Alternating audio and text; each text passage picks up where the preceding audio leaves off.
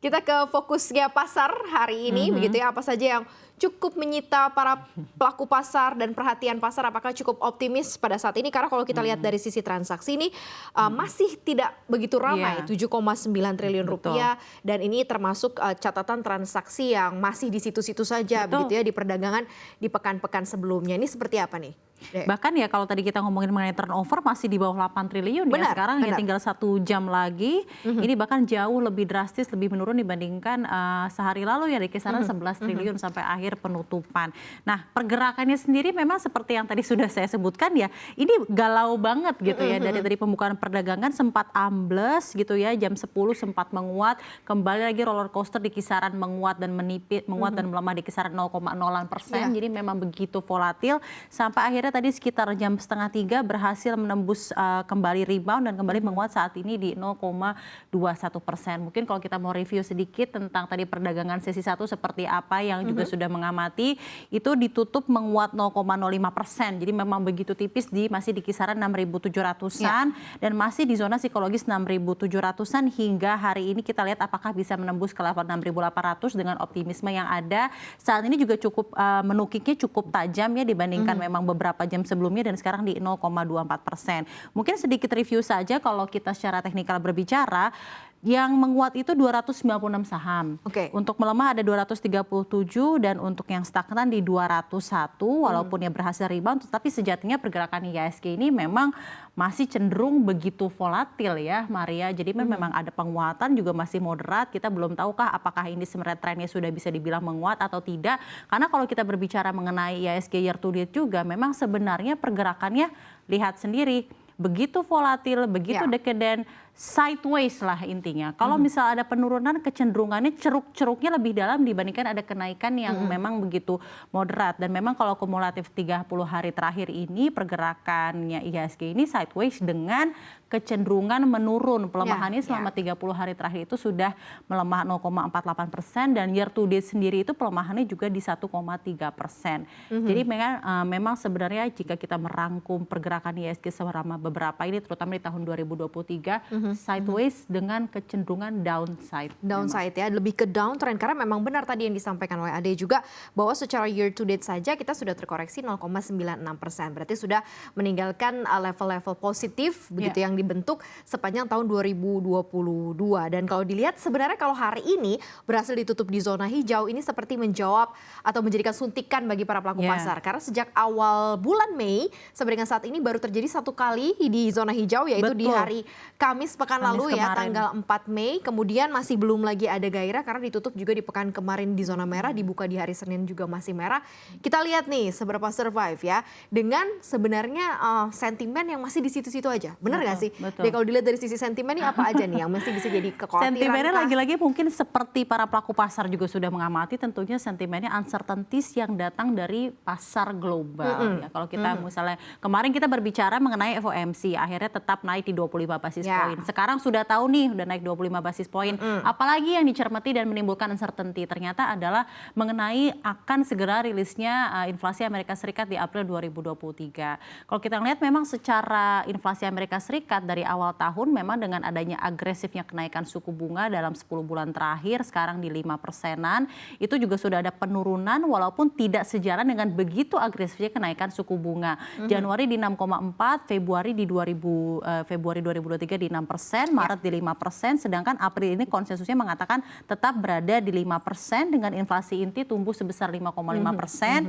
dan periode sebelumnya di 5,6%. Core inflation sama inflationnya kan memang berbeda, namun masih di kisaran yang begitu jauh dari 2% ya Maria. Nah, inflation targeting frameworknya sendiri dari Federal Reserve ini kan 2% untuk mengimbangi pertumbuhan ekonomi Amerika Serikat yang cenderung moderat di 1-2%. Jadi mungkin pertanyaannya sekarang banyak juga yang bertanya kenapa sih inflasi Amerika harus di 2% gitu ya, dengan ada begitu banyaknya disruption gitu ya di supply chain ekonomi, kenapa inflasi tetap 2%? Memang pada nyatanya untuk mengimbangi pertumbuhan ekonomi Amerika yang di kisaran 1-2%. Dan mungkin selain itu sentimen lainnya yang juga menimbulkan uncertainty selain memang kemarin ada perbankan kolaps ya di satu sisi, yang mungkin jadi perhatian yang begitu kencang dari para pelaku pasar tidak hanya di Amerika tapi juga dunia adalah mengenai koar-koarnya Janet Yellen sendiri tentang default, ada kemungkinan yang begitu besar tentang default utang luar negeri Amerika Serikat per 1 Juni.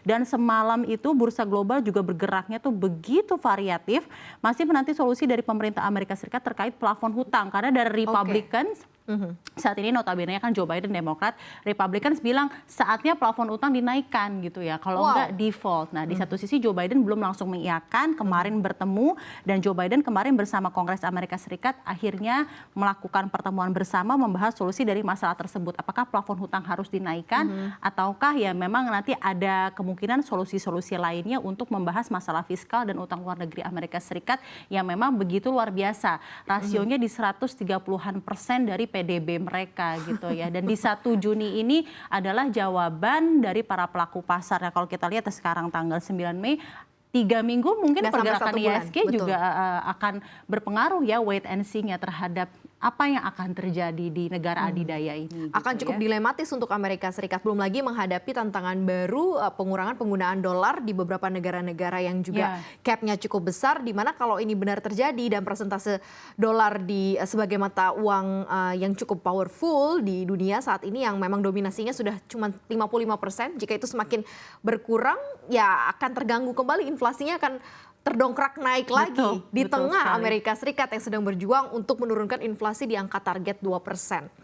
Luar biasa ya PR-nya, dan memang karena negaranya besar ya, Indonesia cukup ikut terombang-ambing di situasi ini ya. Tapi kita lihat the powerful-nya Indonesia untuk domestic sentimennya cukup kuat nggak sih sebenarnya untuk melawan gitu ya, compete dari global sentiment deh?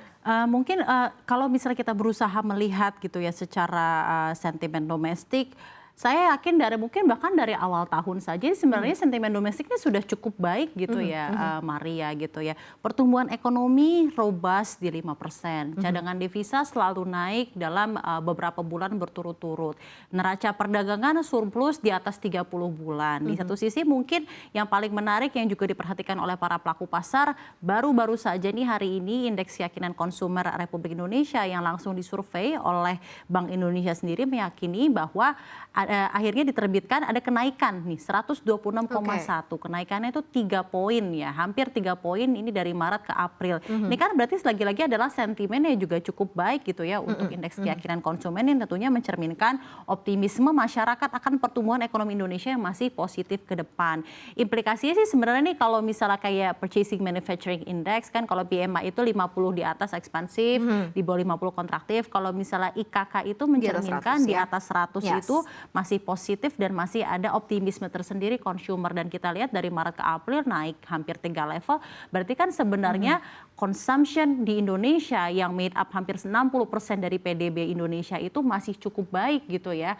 Ada keyakinan untuk daya beli masyarakat dan juga keyakinan dari bahwa pemerintah tetap mendukung konsumsi masyarakat cukup baik. Namun lagi-lagi pergerakan sideways-nya itu ditimbulkan dari apa yang terjadi di makroekonomi global. Mungkin kalau misalnya masih ngomongin sentimen domestik, bukan minim sih, tapi memang somehow tidak ada masalah yang urgent seperti apa yang terjadi di makroekonomi global. Walaupun gitu memang mungkin belum tercapture juga di pasar modal kita begitu ya, di pasar saham kita. Karena kalau kita lihat sektor-sektor potensial atau sektor penopang nih hampir flat saja gitu ya rata-rata, karena memang tidak terlalu banyak dominasi transaksi yang bisa kita capture, oh ini yang paling kuat gitu ya, tapi memang karena kapitalisasinya cukup besar. Nah sekarang kita lihat nih, kalau dari sisi sektor yang cukup lumayan tough atau yang kurang gitu, ini seperti apa nih deh? Karena kalau kita lihat masih belum terlalu didominasi oleh saham-saham tertentu begitu yang cukup berpower nih. Nah ini kalau misalnya aku ambilnya tadi ya pagi ya perdagangan ini di sesi 1 ya. Yang pemberatnya itu di sesi 1 tadi sebelum akhirnya rebound di sesi 2 itu sebenarnya finansial.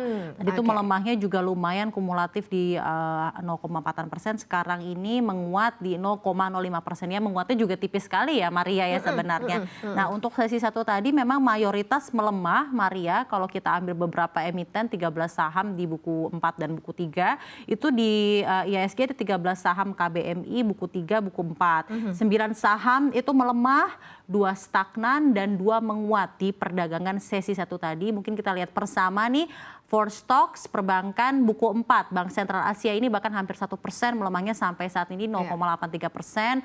Bank Mandiri ini juga melemahnya di 0,98%. BRI dan BNI saat ini sedang stagnan. Ini untuk bank buku 4 yang memang kita tahu market cap-nya begitu besar. Nah, kita lihat bersama bagaimana emiten perbankan buku 3, apakah masih menimbulkan lagar tersendiri. Nah, Bank CIMB Niaga nih tadi sesi 1 nih hampir melemahnya bahkan 1,8%, Maria. Jadi begitu berat jadi lagar tersendiri. Bank Danamon di 0,36%, namun Bank OCBC NISP baru-baru saja di perdagangan sesi 2 ini kembali menguat di 1%. Jadi yang perlu diperhatikan sebenarnya tadi di sesi 1 ketika saya melihat wah ternyata di zona merah memang lagar utamanya dari finansial gitu ya, dan ada beberapa bank yang memang market cap-nya begitu besar itu menjadi pemberat di perdagangan sesi 1 tadi walaupun sekarang berhasil menguat tipis. Nah, alasannya kenapa untuk pembagian dividen sudah berakhir kemarin kan baru-baru saja, jadi ada profit taking yang terjadi dari pelaku pasar yang memang melakukan spekulasi harian, krisis perbankan global dan tentunya masih wait and see dan juga inflasi Amerika Serikat ya masih itu lagi kurang lebih, Maria. Oke, kita ke side sektor ya, sektor yang lainnya begitu ya. Tadi juga sempat kita berikan kisi-kisi bahwa teknologi bahkan tadi untuk GoTo sendiri aja menjadi salah satu yang menopang terbesar indeks gitu ya di sesi 1. Ini seperti apa nih? Kalau teknologi ini kita lihat juga melesat ya 2,7% untuk saat ini. Dan mungkin juga, nah sebenarnya juga kalau ngomongin teknologi ini juga ya pergerakannya ini nah ini baru roller coaster. Roller coaster, nggak galau ya kalau kayak gini ya. Kalau ISG kan kayak, aduh iya nggak ya gitu. Kalau misalnya roller coaster tuh bener-bener naik turun. Nah aku lihat sih teknologi dan GoTo ini menjadi memang ditambah satu sisi kita market caps-nya GoTo kan begitu besar ya Maria. Jadi pergerakan apapun yang terjadi significantly langsung berpengaruh terhadap IHSG. Nah di sesi 1 tadi tuh GoTo memang menjadi penopang terbesar penguatan IHSG ini mencapai 3,85 indeks poin terkerek karena penguatan dari GoTo sendiri yang di sesi 1 tadi naik 1,89%.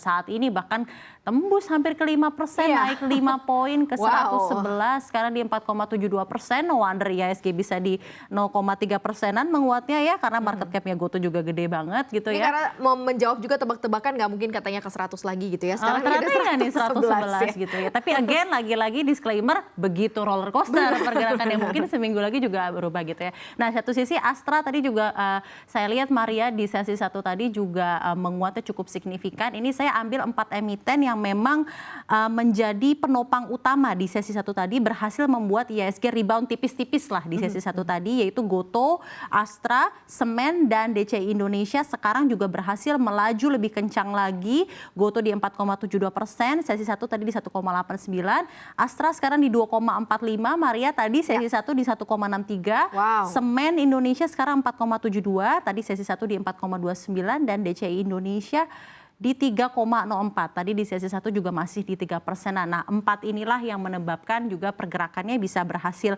kembali mentereng ya di zona hijau di sesi kedua ini. Begitu galau lah pergerakannya. Tapi saya optimis mungkin di hari ini ada secercah harapan lebih besar lagi ditutup di sesi hijau. Di zona hijau ya. Jadi ada 2 hari perdagangan di bulan Mei ini, di awal Mei, dan bisa menunjukkan optimisme juga para pelaku pasar. Tapi sekali lagi apa yang kita sampaikan di sini disclaimer on, kami kembalikan lagi kepada Anda untuk memilih saham-saham mana yang cocok untuk portofolio saham Anda. Nah,